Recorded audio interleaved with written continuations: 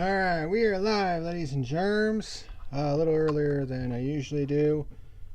Because I quite frankly don't feel like waiting for tech inspection to be complete.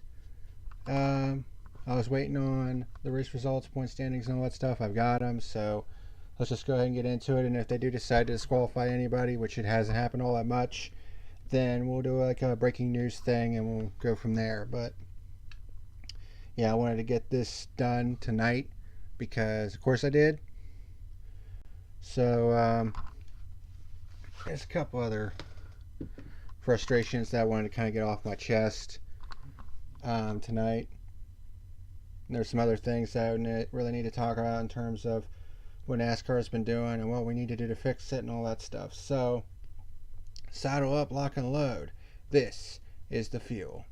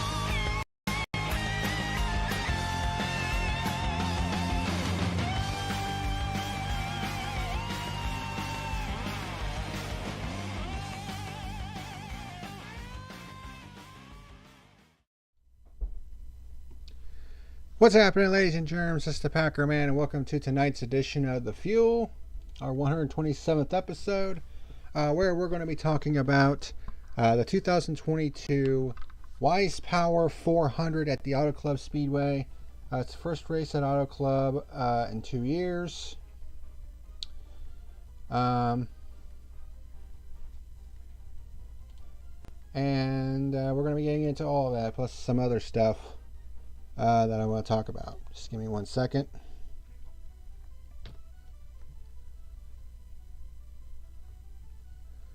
Just want to get that up and running. There we go. Before we get started with this, I want to say fuck Twitter. Because when I woke up this morning, for whatever reason, and I don't even know what the reason is, they basically locked my account for whatever reason. I think it was something like, we're going back, because I tweeted out, I said, we're going back to Auto Club, fuck yeah, or something like that. Maybe it's my usage of the F word, I don't know. But they decided to lock my account for 12 hours, so Twitter, you can eat the backside of my fucking asshole. If that's the way it's going to be, then I'm just not going to tweet on my account ever again. Because it's just not worth it. I'll use Twitter to keep an eye on stuff like when Bob Pockris tweets shit out, because whenever he tweets something out, you can take it to the bank. So I'll follow that stuff. But as far as posting on there, I'm never going to do it again, because I'm quite frankly sick and tired of the fucking bullshit that site does. You know, it's one of the worst. It's one of the worst social media sites out there. It really is, especially when it comes to, you know, who it brings the band hammer down on and all that other shit. So, you know what? Twitter can go fuck itself. It could burn tomorrow and I really don't give a shit. Fucking stupid. But anyway, that aside, there were some other things that I wanted to talk about. Like this race, for instance. It's the first race back at Auto Club in 2 years. And what did I think of it? I mean, for the most part, it was pretty good. There were way too many cautions, though. I mean, I realized that drivers were having troubles with the bumps all throughout the weekend and practice and once again during the race. But I mean, one of the major problems that I brought up the previous week was the fact that when these cars get down on flat tires, they just can't go anywhere. And to me, that's a major problem. Not to mention the fact that NASCAR's decided, oh, we're not going to use interliners anymore, and I think it's just one of the dumbest fucking decisions that NASCAR has made in recent memory. Like, if drivers spun out and they got flat tires in the old car that they were using before this one, they could simply drive it back to pit road. But now you get one or two flat tires and your car is basically beached and you have to get a tow back, and that could cost you multiple laps. And while Daniel Hemrick certainly proved that you could go many laps down and still come back and get a good finish, case in point, in Hemrick's case, he was 6 laps down at one point and managed to make every single one of those up and come home with a top 10 finish. Damn. But the point still stands that this type of shit with the tires should not be happening. And I've been talking about it the past couple weeks. I'm starting to think that maybe NASCAR needs to bring back the ride height rule. Get these cars up off the ground, because at the moment it just seems like, these low profile tires, once they go down, and there are multiple tires that go down, these cars are basically, the bottom of these cars are basically skidding the ground, and these cars are basically beached like a whale. And to me, that's just a huge fucking problem. But the other thing that we're going to be talking about is the fact that, NASCAR can't seem to get its rule book in order, because it seems like, because we were talking about last week how NASCAR had the whole fucking, rule book about how they say, well, it's all spec parts and you can't be touched them and all this other shit. Well, they confiscated the wheels of Penske and Roush, and they were going to take them back to their R&D center and test them and all that other stuff. And they made some decisions on that were not exactly well received by the NASCAR community, which I'll be talking about here momentarily. But for the most part, NASCAR's decision making and some of the things that they've been doing the past week or so have not been very good. I'll put it to you that way. But let's go ahead and get into the news of the week and get this up and running. So, bit of news from the Daytona 500. The Daytona 500 averaged almost 9 million viewers last Sunday, which is actually an increase from the past 2 years. And at one point, that actually topped out at over 10 million viewers. I mean, that's a lot of fucking people watching the Daytona 500. And while it was less than the 2019 edition, I mean, the fact that this race managed to get, at one point, over 10 million viewers is pretty damn impressive. Considering how everybody was saying, oh, NASCAR is dying, they're on the deathbed, and all this other fucking bullshit that we keep hearing time and time again. Yeah, well, considering the fact that they completely sold out the Daytona 500, had almost over 10 million people watching at one point, and then, we watched the race tonight at Auto Club, and their grandstand is pretty much full. It seemed like the only places that didn't have grandstands was right there at the edge of turn 4, but other than that, those grandstands look pretty fucking full to me. So, I don't know. But, I mean, people need to stop with this NASCAR is dying shit. I mean, it's fucking ludicrous. I mean, they realized that their business model was not going to sustain itself, so that's kind of why they went to this new car, to try to stem the tide a little bit. And it won't be immediately evident, but I think it'll eventually, level out as time goes on.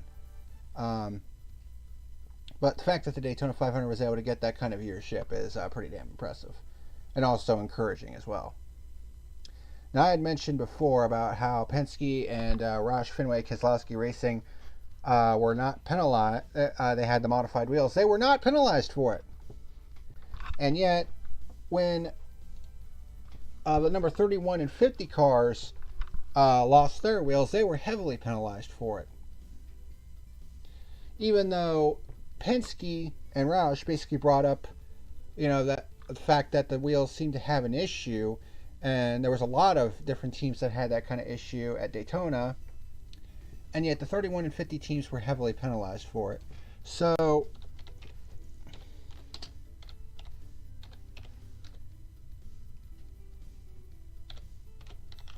let me look this up. All right, so NASCAR penalized 2 Cup Series teams on Wednesday for losing wheels from their race cars during Sunday's Daytona 500 at Daytona International Race Speedway. The teams penalized were the number 31 Kaulig Racing Chevrolet, driven by Justin Haley, and the number 50 Money Team Racing Chevrolet, driven by Kaz Grala. So, what exactly were the penalties? As a result of the safety violations by both teams, there were several suspensions announced. For the number 31 team, crew chief Trent Owens and crew members Jacob Nelson, the front changer, and Marshall McFadden, the jackman, will miss the next 4 championship points events. And as for the 50 team, crew chief Terry Jr. and crew members Chris Zima, the jackman, and Aaron Powell, the rear changer, will miss the next 4 championship events. NASCAR, which did not issue further penalties to Team Penske or RFK Racing after confiscating wheels from both teams at Daytona, also released a statement in regards to a wheel specification change for Fontana. The statement read, NASCAR met with next-gen suppliers and several race teams this week to discuss wheel specifications. Following that discussion, NASCAR made small adjustments to increase the upper tolerance on pin and pilot bores for Fontana. NASCAR will reevaluate with suppliers and race teams and determine a path forward following this weekend's race. The penalties to the cars that lost wheels were referenced under sections 10.5.2.6 of the NASCAR rulebook. Loss or separation of an improperly installed tire and wheel from the vehicle with the note, loss of tire wheel during the event. It doesn't really say anything about points penalties, though, or fines. But, in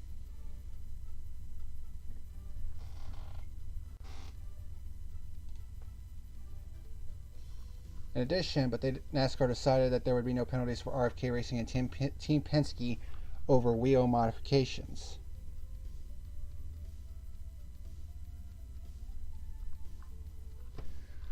Apparently, NASCAR found evidence that both teams reamed their wheels, which is permitted in the NASCAR rulebook. Per section 14.1.n, holes, stud, and pin locations may be tapped and or reamed to return them to their original nominal size. Threaded inserts may be used to repair damaged threaded holes. Speaking after the Daytona 500, Roger Penske claimed that his team had been modifying the wheel pin holes for safety purposes due to inconsistencies in the wheels they had received. Penske says, we had contacted NASCAR a week before and said that the wheels we were getting were not all the same, and we felt we needed to modify the holes where the drive pins go. We didn't really get any feedback, and at that point we went ahead and opened the holes up. I just think there was so much going on and trying to get the communication back and forth, we certainly talked about it with them. The reaming done by both RFK and Penske arguably prevented more serious issues with more serious consequences, as other teams experienced in the Daytona 500. As expected, both Kaz Grala and Justin Haley had wheels come off their cars after making pit stops, which led to stiff penalties for their crews.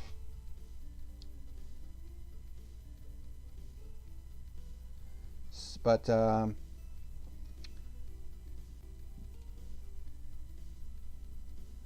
NASCAR's decision to not penalize RFK or Penske did not sit well with a lot of the NASCAR fan bases. A lot of fans and longtime viewers were basically criticizing NASCAR for their quote-unquote double standards. Were there double standards involved in this? I'm not really sure. But it seems like the NASCAR was aware of the problems with this wheel.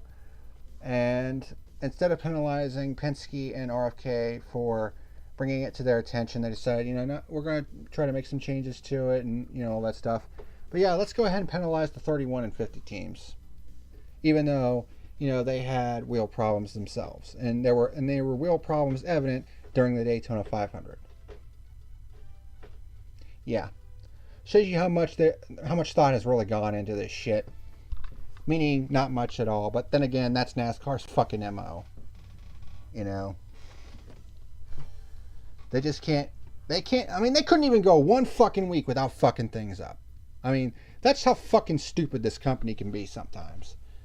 I mean, I love covering this sport, and I love covering this organization and the racing and stuff, but I swear to God, some of the decision making that goes on behind the scenes with this company, I mean, I just wonder what the fuck they're smoking sometimes. And it ain't weed. I'll tell you that much. It's much stronger than weed.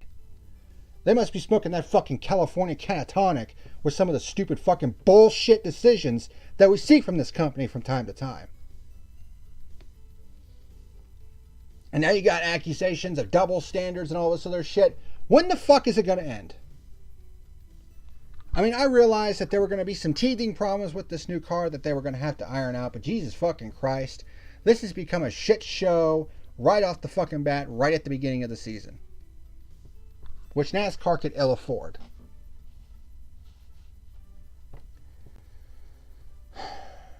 But, you know, like I said, what else is new? This is NASCAR we're talking about. I mean, even when they seem like they have a good thing going, they always find a way to fuck it up. So that's just par for the course at this point. But that was literally all the news that we had this week. So let's go ahead and get into this review and get it done and over with. Like I said, this was episode number 127. The title of this episode, Spin City, which is the title of your review of the Wise Power 400 at the Auto Club Speedway. Of course, it should be pretty fucking obvious why I called it that. I mean, if you watch the race and practice this week for the Cup Series, I mean, you had cars spinning out all fucking weekend long, including in this race, that resulted in 10 goddamn caution flags. So, well, officially it's 12, but I don't count the stage breaks as caution flags because I think that's just fucking stupid. But that's just me. But let me go ahead and get my notes ready here. Alright. 2022 Wise Power 400. Past couple years it had been the Auto Club 400, but they got a different sponsor this time around. There were several cars that had to go to the rear of the field for a variety of different reasons. Ross Chastain had to go to the rear of the field due to going to a backup car. Kevin Harvick, Kyle Larson, Brad Keselowski, Joey Logano, Bubba Wallace, and Justin Haley all had to go to the rear of the field due to unapproved adjustments. And Kurt Busch also had to go to the rear of the field and also had to do a drive-through penalty for failing pre-race tech inspection 3 times. Alright, so 2022 Wise Power 400. It basically had the same stage setup as the Daytona 500. There's 200 laps for the race, which meant that stages 1 and 2 were 65 laps and stage 3 was 70 laps. So let's go ahead and go through the particulars. Stage 1, 65 laps. Austin Cindric, continuing where he left off from the Daytona 500, wins the pole. And they finally brought back time trial pole qualifying. Thank fucking God. So he starts from the pole, but Eric Jones gets a great run in turns 1 and 2 and takes the lead on the start, so he leads lap number 1. Reddick moves up to the top 5 on lap 2. Kyle Busch dropping back a bit. We had a battle for third between Reddick, Blaney, and Hamlin. Reddick gets by Cindric for second.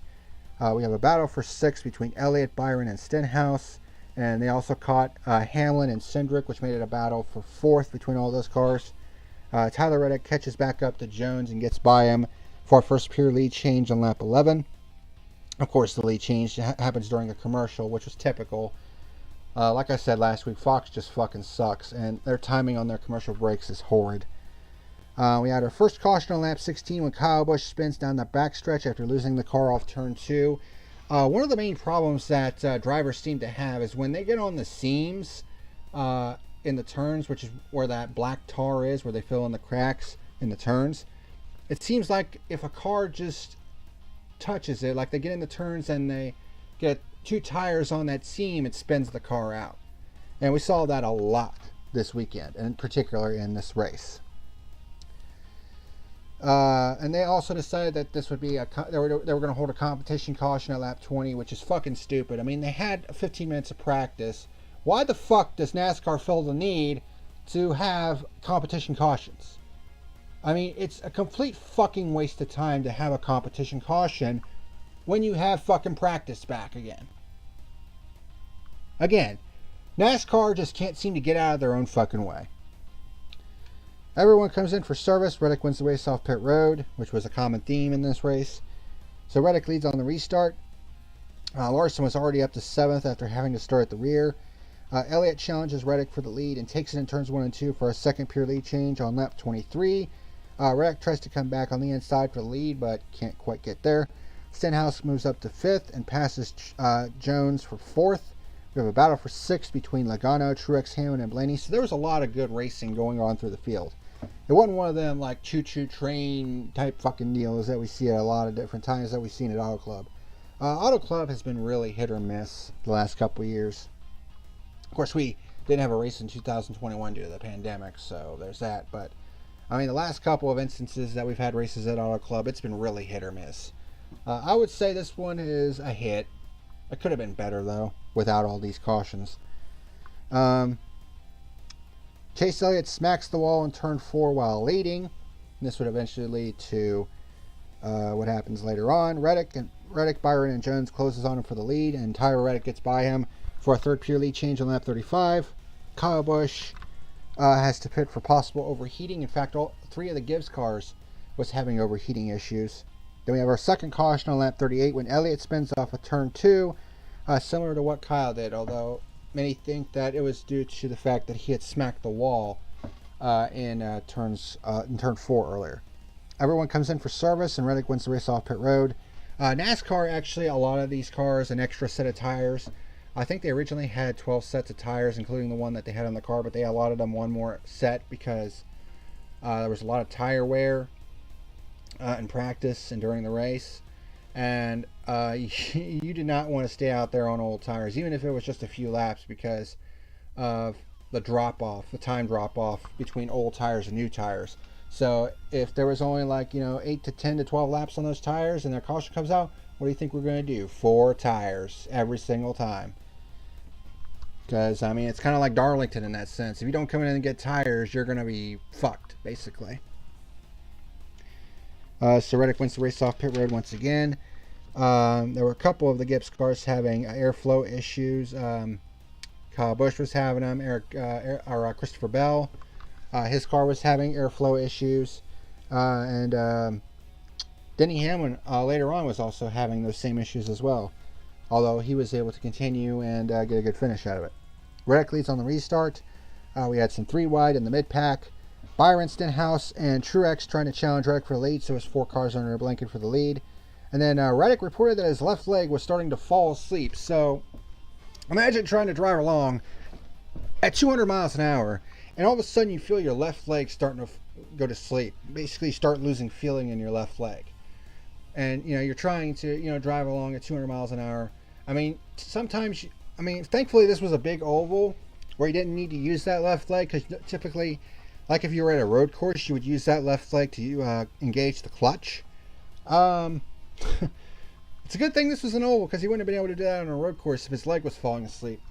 So apparently, he had gained some muscle mass in the off season through workouts with his legs and stuff.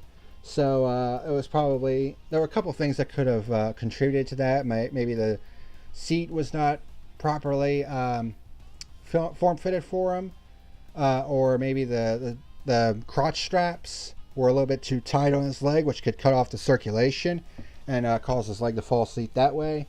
But yeah, not exactly a fun time for him. His crew ended up giving him sugar water to kind of try to get his blood flowing a little bit, and also gave him some ibuprofen to try to continue to get the blood flowing through his leg and stuff, to try to wake it back up. But yeah, the only other solution to that would be a relief driver, although at the time he was leading the race, so I don't think he really wanted to get out of that car anytime soon. So Stenhouse gets by Byron for the second position, but Byron fights back. Logano and Jones battle for the fifth position, which turns into a battle with Truex for the fourth position. Cindric loses several spots when Truex smacks the wall.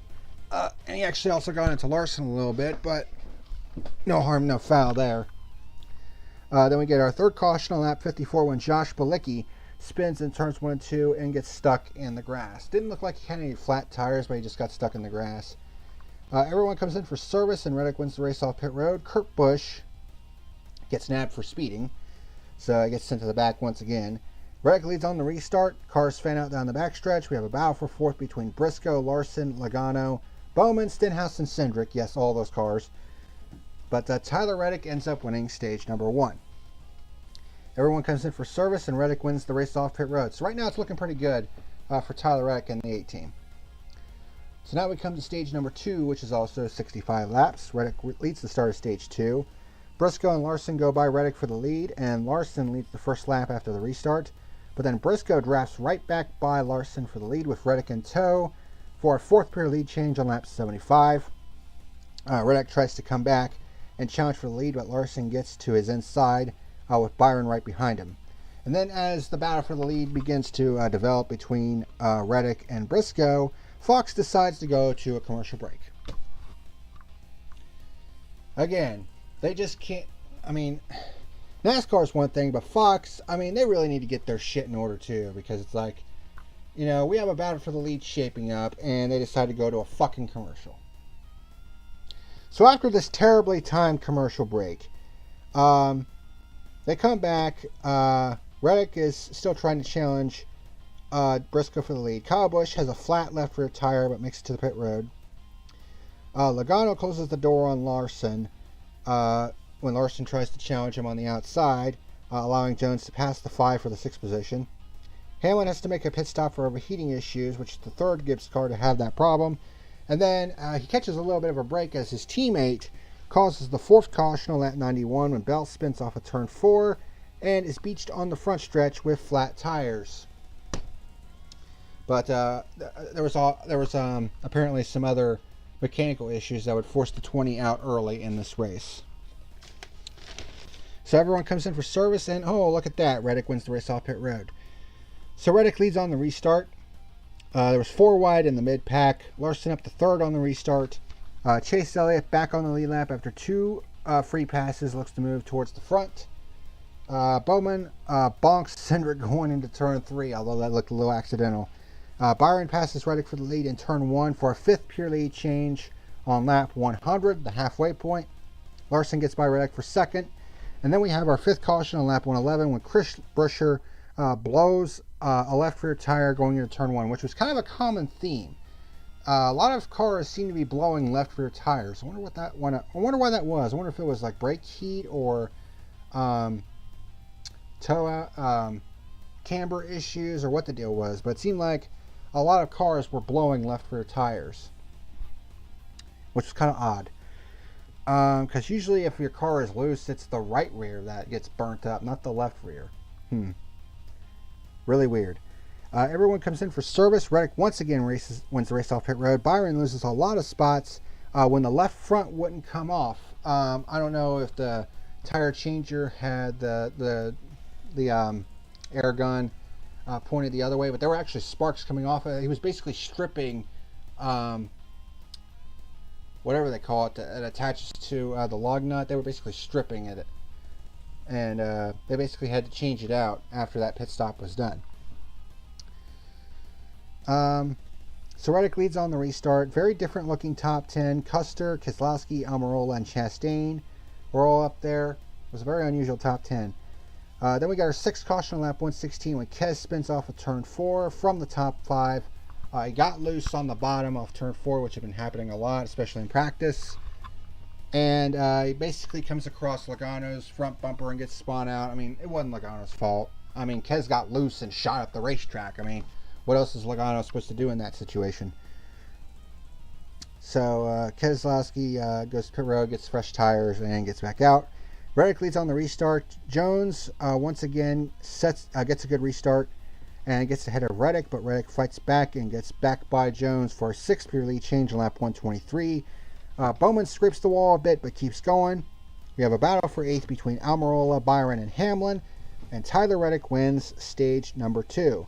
Everyone comes in for service, and Reddick wins the race off pit road. So now we come to stage number 3, which was 70 laps. Reddick leads the start of stage 3. Almirola slides off of turn 4 but saves it and keeps going. He goes on to pit road, basically drives through but has to come back in because he flat spotted his tires. Logano is up to 2nd on the restart, Bowman up to 4th. Jones gets by Logano for 2nd and begins closing on Reddick for the race lead.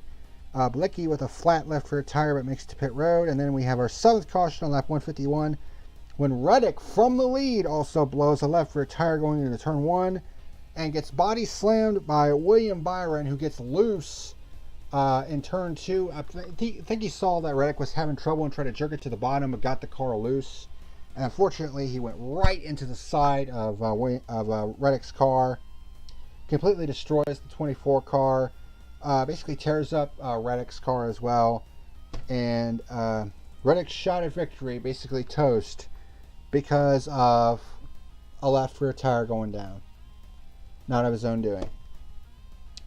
Yeah, left rear tires were a common problem in this race. I mean, Goodyear and NASCAR need to get their shit together because this shit is starting to become all too common.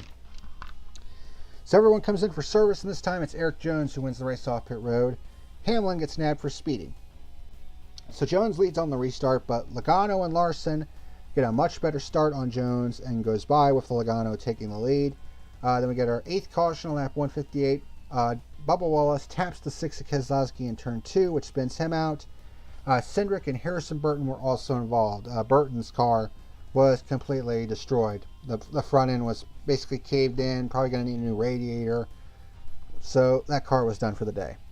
So only half the field comes in for service this time around, including the 12 of Ryan Blaney, who I kept mistaking for Cindric's car. Yeah, Cindric was running the Menards colors this week, and I kept mistaking his car for Blaney's, because Blaney's usually the one that runs the Menard colors.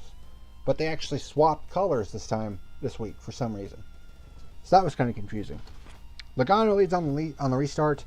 Logano blocks Larson's attempt to take the lead, but Larson blows by the 22 in turn 1 to take the lead for a 7th pure lead change on lap 166.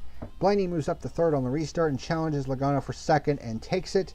Hamlin pulls a twofer on Suarez and Harvick for the 9th position, which is pretty cool.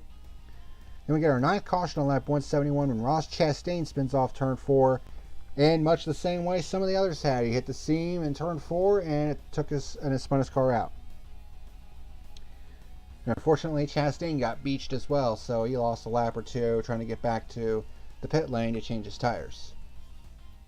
Yeah. This is a problem that really needs to be looked at. So everyone comes in for service. Elliott wins the race off pit road this time. Briscoe elects to stay on the racetrack, which was not a good move.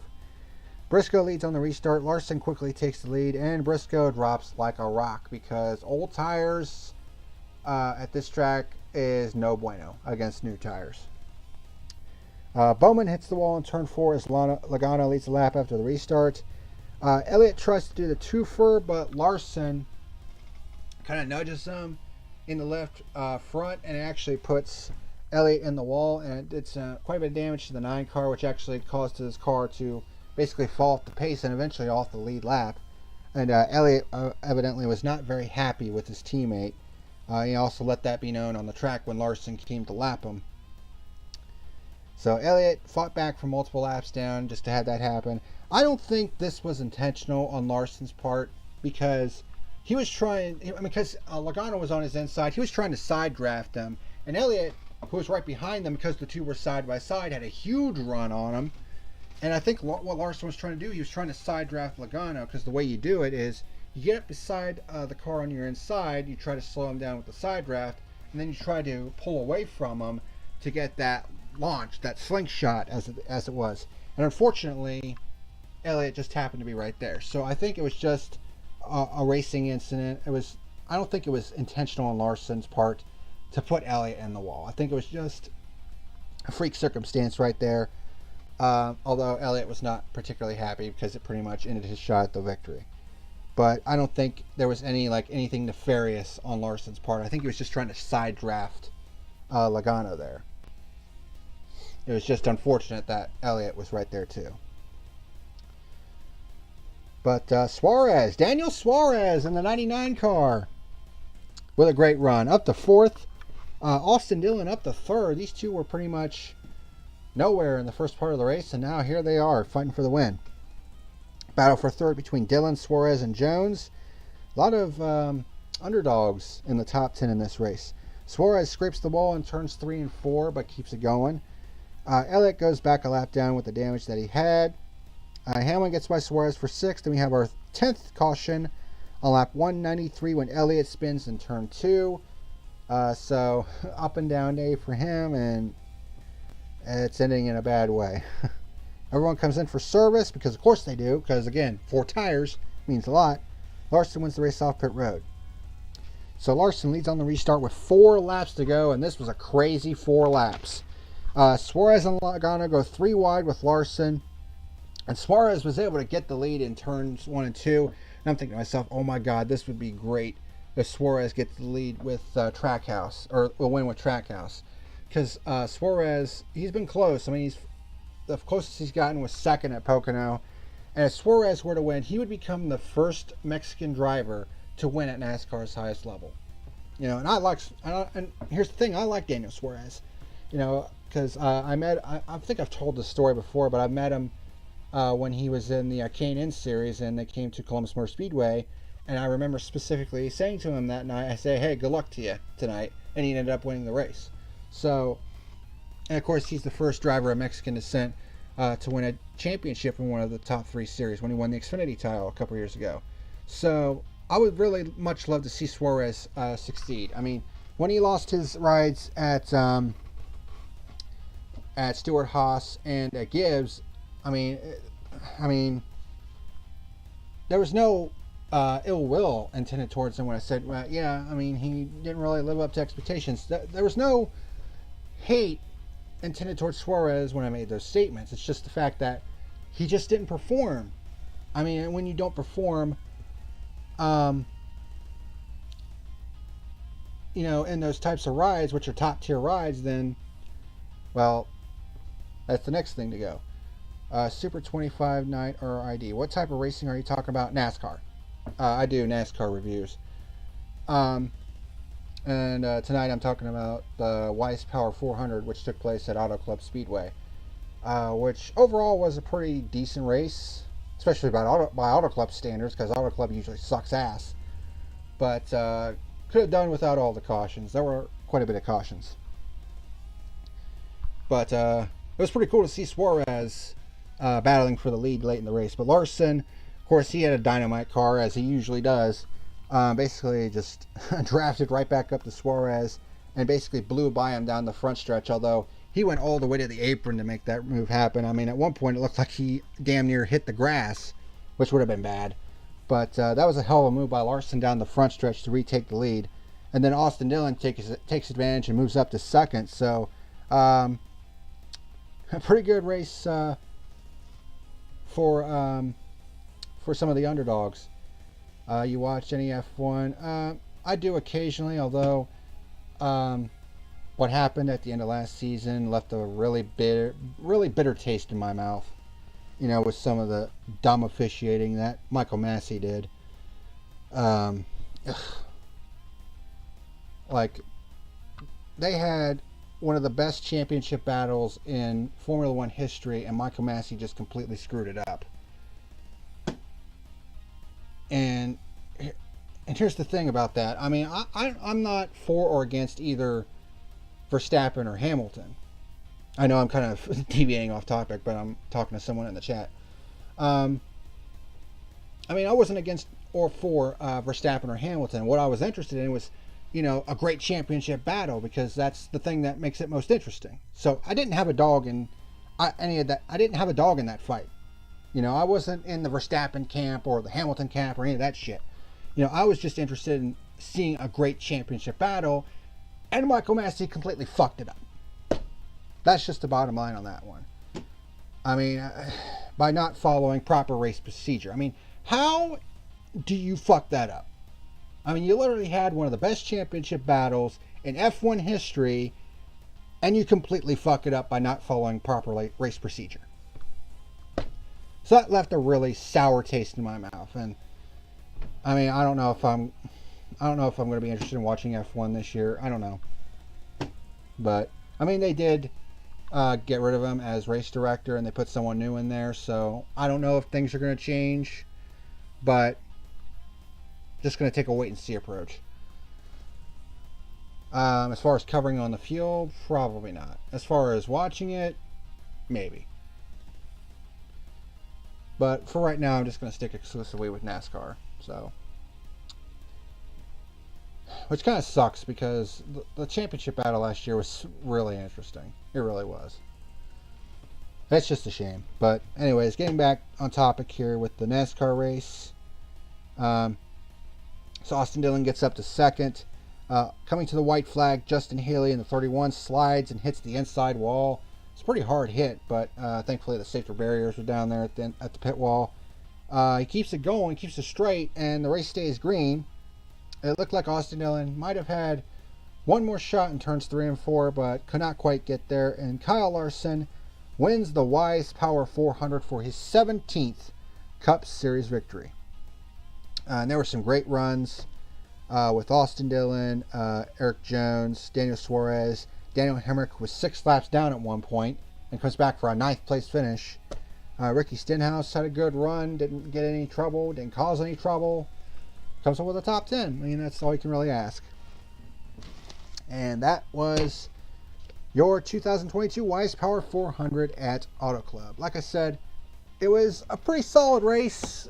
Good finish. Just really could have done without all the caution flags. I mean, I realized that this car is a lot harder to drive, and that's what we've all wanted, but I mean, we really could have done without all them caution flags. 10 caution flags, more than Daytona? No. That's a no es bueno. Not a fan of the high number of caution flags. So with that out of the way, let's go ahead and get into our stats and rewards of the race. So, statistics. It was 200 total laps, making up the 400 miles. Stages were 65, 65, and 70.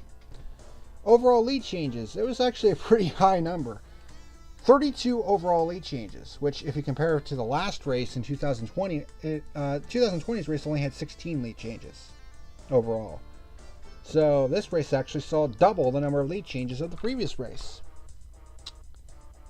8 of those were pure lead changes, meaning lead changes that happened legitimately on the racetrack and not due to green flag pit stops and all that other jazz. Which is a decent amount, but it's only 25% of the total lead changes that were pure.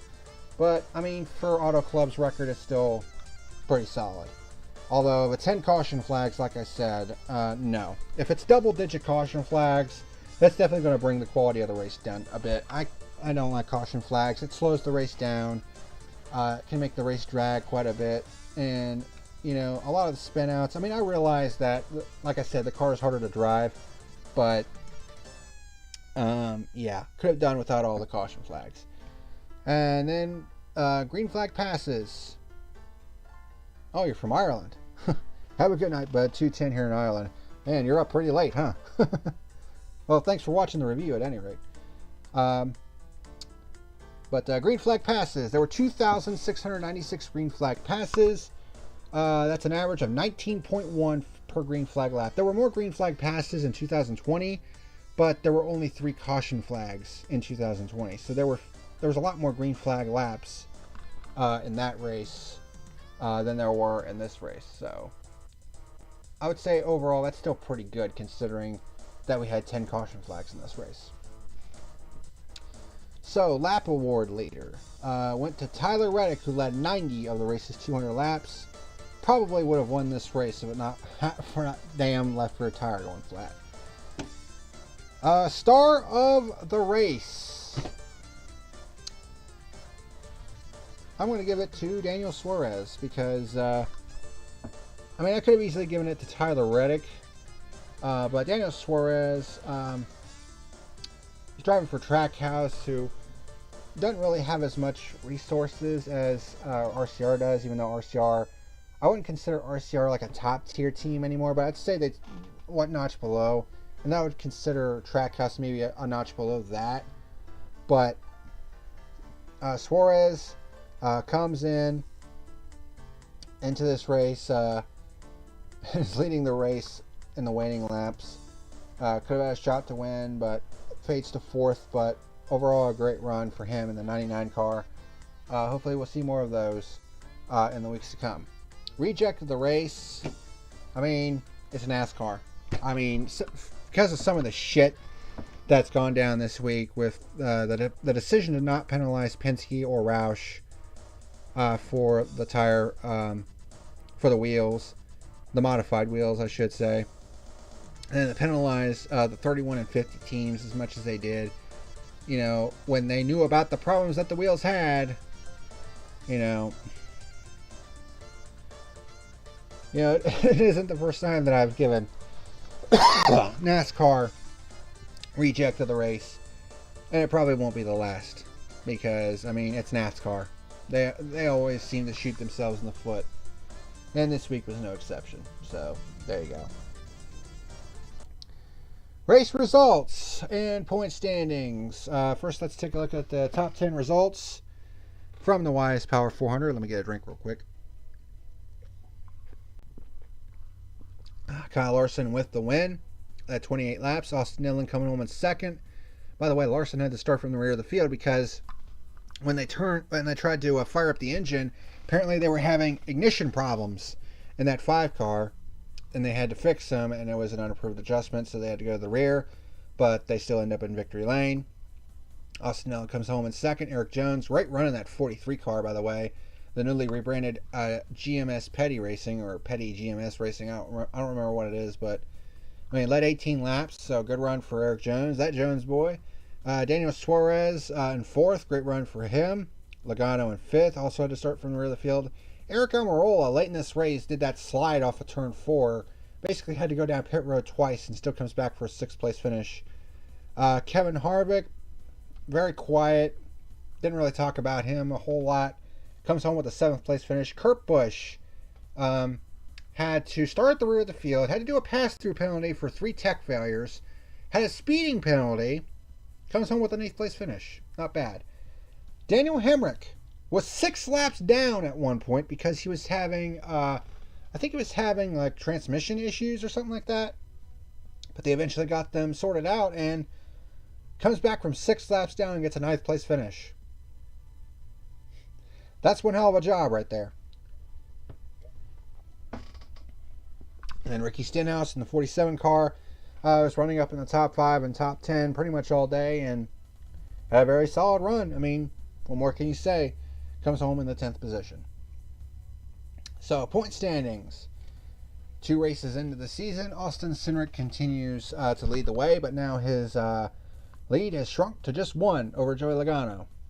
Martin Truex Jr. is 3rd. Eric Almirola, 4th in the points.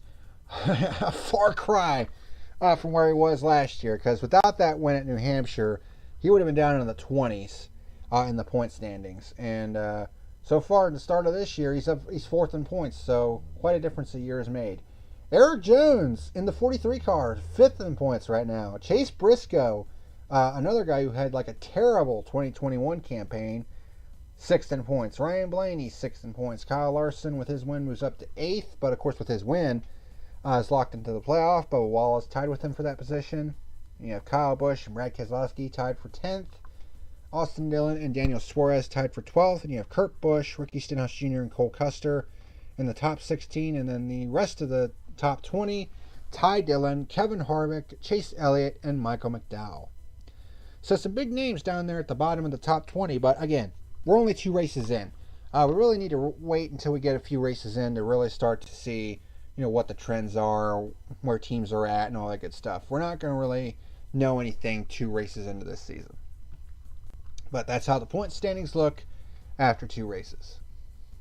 Which brings us to the fuel gauge. What did I think of this race overall? Well, by Auto Club standards, it was a pretty solid race overall. There was a lot of good passing. Lots of lead changes. Way too many caution flags. I mean, 10 caution flags is just way too much for a 400-mile race, in my opinion. Really slowed the action down way too much. And of course, you had the problems with the, tires and the cars getting beached and all that shit. That's a lot of things that really need to be addressed going forward with this car. But then we had that great finish at the end. Last 4 laps was interesting to say the least. Suarez certainly made it interesting in those final laps. Larson, of course, ends up with the win. But I would say overall this was a pretty solid race at Auto Club Speedway. So with all that brought into consideration, I'm going to give it a solid 7 on the fuel gauge. So a 7 out of 10, basically. Pretty solid race at Auto Club in the Wise Power 400. So, I mean, when you consider the fact that the Busch Clash at the Coliseum got a 7, the Daytona 500 got an 8, and now this race getting a 7. So far, so good at the start of the season. And next week they're going to Las Vegas, which typically their spring race the last couple years has produced some really good racing. So hopefully it'll continue. Next week will continue that trend with this new car. But that is going to do it for tonight's edition of The Fuel. Another hour-long episode almost. But there was still a lot to talk about from this week in NASCAR. So, in terms of the racing on the track so far, I would say this new car has delivered for the most part. Of course, it's still early. We're still only a few races in. So, we'll have to wait and see what the rest of the season brings. Because we still got short track racing, flat tracks, road course racing. So, there's still a lot of racing left before we can really get, a good sense of what this car is going to be like in the years to come. So, that's going to do it for tonight's edition of The Fuel. Thank you very much for watching. And until next time, this is the Packer Man signing out. See you later.